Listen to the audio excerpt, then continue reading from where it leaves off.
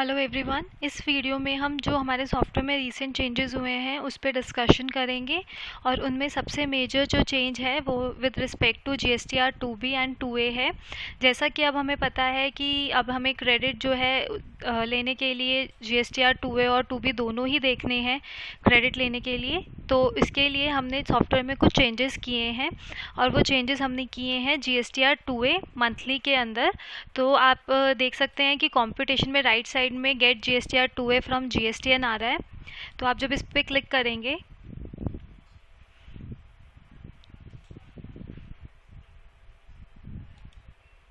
तो यहाँ पर आप देख रहे हैं get invoices and CDNR notes आ रहा है, get ISG credit and get IMPG यानी कि इंपोर्ट ऑफ गुड्स का डेटा देखना है तो गेट IMPG पे क्लिक करना है। अब यहाँ पर हमने get invoices and credit notes का डेटा जो है वो मर्ज कर दिया है। वो डेटा इसलिए मर्ज किया है, पहले ये डेटा अलग अलग दिखता था, गेट इनवॉइसेस एंड CDNR हमें अलग अलग बटन्स पे देखना पड़ता था, but for the sake of simplicity ताकि हम दोनों डेटा एक ही जगह देख पाएँ इसलिए हमने get invoices and CDNR notes को क्लब कर दिया है। तो आप अब वो एक साथ देख पाएंगे। फिर उसके बाद हमारे पास ये ऑप्शन है कि हम API के थ्रू डेटा गेट करना चाहते हैं या डायरेक्ट। मैं API के थ्रू गेट कर रही हूँ। जैसे ही हम ये क्लिक करेंगे, अब पहले मेरा सिर्फ GSTR 2A के अंदर जो है 2A का और अकाउंट्स का डेटा आता था, अब मेरा GSTR 2B के रिस्पेक्टिव भी डेटा आएगा इसके अंदर। वो कैसे आएगा वो हम फॉर्म के अंदर देखेंगे।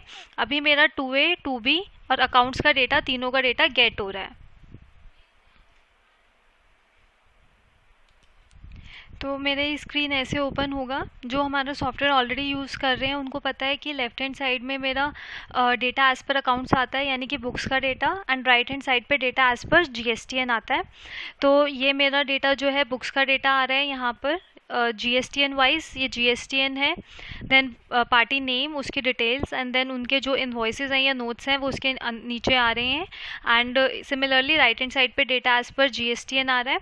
यहाँ पर लेफ्ट हैंड साइड और राइट हैंड साइड में मेरे कुछ कॉलम सेम है, जैसे कि place of supply, invoice number, date, value, taxable value, taxes, RCM, return period, voucher number, unit code, ये सारी डिटेल्स आ रही हैं। And data as per GSTN में भी प्लेस ऑफ सप्लाई, इनवॉइस की details, value, taxes, RCM, return period कि किस रिटर्न पीरियड का ये मेरा इनवॉइस है, देन टाइप, स्टेटस की डेटा मैच है या अनमैच है। फिर यहाँ पर एक IRN और IRN जनरेशन डेट के दो कॉलम्स ऐड हुए हैं जो हमने अभी रिसेंटली किए हैं। ये हमने इसलिए किए हैं कि सपोज़ जो मेरा सप्लायर है जिसने अपनी GSTR 1 फाइल की है उसने IRN जनरेट करके किया था बिकॉज उस पर ई इनवॉइसिंग एप्लीकेबल था, तो वो IRN नंबर मेरा 2A में भी रिफ्लेक्ट हो रहा है यहाँ पर। तो वो IRN नंबर मेरा यहाँ पे IRN number and generation date के अंदर मुझे यहाँ पे विजिबल होगा।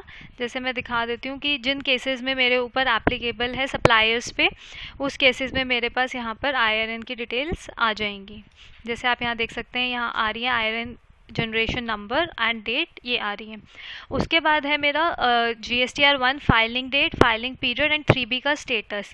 ये फॉर्म्स, ये टेबल्स हमारे पास पहले से ही थे जिसके अंदर हम ये दिखाते हैं कि हमारी कौन सी डेट को GSTR 1 फाइल हुई थी, यानी कि जो ये डेटा मैं देख रही हूँ इसकी रिटर्न फाइलिंग डेट थी 11/2/2021 और इसका पीरियड जो था वो जनवरी, यानी कि ये इनवॉइस मेरा जनवरी का था और ये 11 फरवरी 2021 में फाइल हुआ था और इसकी 3B भी फाइल हो चुकी है। अब इसके अंदर जो मोस्ट इम्पॉर्टेंट चीज़ है वो है इनवॉइस इन 2B। यहाँ पर हमने एक नया कॉलम ऐड किया है जिसके अंदर आपको ये पता लग जाएगा कि आपका ये जो इनवॉइस हम चेक कर रहे हैं वो 2B के अंदर अवेलेबल है या नहीं है। अगर वो 2B के अंदर अवेलेबल है और आप उसके लिए एलिजिबल हैं क्रेडिट लेने के लिए तो आपका यहाँ पर आएगा येस, अदरवाइज़ अगर आप एलिजिबल नहीं हैं तो आपका यहाँ पर आएगा नो। अब इस केस में आप देख सकते हैं कि यहाँ पर इसकी फाइलिंग डेट भी ठीक है एंड रिटर्न भी फाइल्ड है, लेकिन फिर भी यहाँ नो आ रहा है। इसका रीज़न ये हो सकता है कि इस पर्टिकुलर इनवॉइस के लिए मैं क्रेडिट लेने के लिए एलिजिबल नहीं हूँ और ये इनवॉइस मेरा GSTR 2B के अंदर इन एलिजिबल के अंदर में भी दिख रहा हो, इसलिए यहाँ पर नो आ रहा है। तो इसी तरीके से हम यहाँ चेक कर सकते हैं कि मैं किन इनवॉइसेस का क्रेडिट ले सकती हूँ या नहीं ले सकती। जैसे यहाँ येस आ रहा है तो मैं इस इनवॉइस का क्रेडिट ले सकती हूँ। बाकी जो एक्शन है, जैसे हम पहले लेते थे एक्सेप्ट, रिजेक्ट, या मल्टी कलर्स के केसेस में, जैसे मैच के केस में जो मेरे पास ऑप्शंस अवेलेबल होते थे कि मैं ऑटोमेटिकली एक्सेप्ट आता था, मिस मैच के केस में एक्सेप्ट रिजेक्ट मैं कर सकती थी। और exist in accounts data but not exist in GSTN data पे मैं ऐड मिसिंग इनवॉइस कर सकती थी। ठीक है, एग्जिस्ट इन GSTN डेटा, ये यहाँ वाले केस में आप ऐड मिसिंग कर सकते हैं। Exist in GSTN data but not exist in accounts data में आप एक्सेप्ट कर सकते हैं उसको। ये सारे एक्शंस आपके सेम चलेंगे, सारा प्रोसेस सेम रहेगा। अब आप जैसे इसके अंदर एक्शन लेके यहाँ से सेव करेंगे, जैसे हमारा पहले कंप्यूटेशन पे इफेक्ट आता था कि कंप्यूटेशन पे जो इन्वॉइसेस हमने एक्सेप्ट किए हैं उनका क्रेडिट आ जाता था, तो वैसे ही अब क्रेडिट आएगा। लेकिन सिर्फ फ़र्क इतना ही है कि यहाँ पर आप इन्वॉइसेस इन 2A और 2B चेक कर सकते हैं कि मैं जिन इन्वॉइसेस पे एक्शन ले रही हूँ क्या मैं एलिजिबल हूँ उनका क्रेडिट लेने के लिए या नहीं। ये जो हमारा डेटा है सेम ही आपको डेटा GSTR 2B जब आप गेट करोगे सॉफ्टवेयर में, मैं अभी इसके बाद आपको दिखाऊंगी, उसके अंदर सेम इन्वॉइसेस आपको वहाँ पे दिखेंगे। जो एलिजिबल में दिख रहे होंगे उनके आगे येस आ जाएगा, और जो इनएलिजिबल होंगे उनके आगे नो आ जाएगा। नीचे यहाँ पर फिल्टर भी दिए हुए हैं, all invoices notes exist in 2B, यानी कि जब इस पर आप क्लिक करोगे तो जिन इन्वॉइसेस के अंदर क्रेडिट आप ले सकते हो, येस है एलिजिबिलिटी, तो उनके आगे यहाँ पर येस आ जाएगा और वो सारा डेटा सॉर्ट फिल्टर हो जाएगा, ये सारा येस वाला। और नॉट एग्जिस्ट इन 2B पे क्लिक करोगे तो नो वाला सारा डेटा आपको यहाँ पे दिखने लगेगा।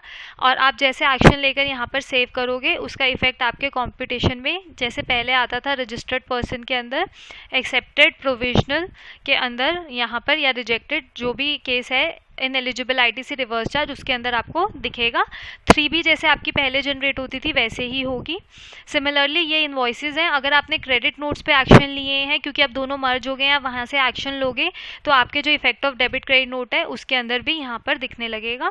प्रोसेस बाकी सेम है, आप यहाँ से जाकर जनरेट 3B पे क्लिक करके अपनी रिटर्न जनरेट कर सकते हो। एक बार हम GSTR 2B भी देख लेते हैं। गेट GSTR 2B पे हम क्लिक करेंगे, ये बटन जैसे पहले वर्क करता था वो सेम वैसे ही वर्क करेगा। अब इसके अंदर जब हम इस पर क्लिक करेंगे और मेरा डेटा आएगा, यहाँ मेरा डेटा आ गया है। अब यहाँ पर ITC अवेलेबल कॉलम है, ITC नॉट अवेलेबल है। अगर मैं यहाँ पर ITC अवेलेबल में जाकर यहाँ पे क्लिक करके चेक करती हूँ तो ये सारे इन्वॉइसेस जो मुझे अभी दिख रहे हैं या जो नोट्स हैं मेरे, ये सारा डेटा मुझे 2A के अंदर उनमें एलिजिबिलिटी येस में मिल रहा होगा। ठीक है, और अगर मैं ITC नॉट अवेलेबल में जाती हूँ यहाँ पर, और यहाँ पर जो इन्वॉइसेस आ रहे हैं ये इनएलिजिबल है, यानी कि मैं इसका क्रेडिट नहीं ले सकती, क्योंकि यहाँ पे रीज़न भी आ रहा है return file post annual cut off, यानी कि मैं इसका क्रेडिट नहीं ले सकती। तो ये डेटा मेरा वहाँ पर इनएलिजिबल, यानी कि उसके आगे 2B में नो आ रहा होगा। तो जितने इन्वॉइसेस भी मेरे ITC अवेलेबल में आ रहे हैं और उनका मैं क्रेडिट ले सकती हूँ, उन सब के आगे येस आएगा क्योंकि मैं उनका क्रेडिट ले सकती हूँ। और जो बाकी बचे हुए इन्वॉइसेस हैं क्योंकि वो 2B में नहीं आ रहे, उनके आगे आपको नो दिख रहा होगा क्योंकि आप उनका क्रेडिट नहीं ले सकते। और बाकी हमने इसमें कुछ छोटे चेंजेस भी किए हैं, जैसे कि GSTR 3B के रिगार्डिंग भी किया है। वो बहुत माइनर चेंजेस हैं और वो कुछ पर्टिकुलर केसेस में एप्लीकेबल हैं, तो हमने वो चेंजेस भी इसमें किए हैं।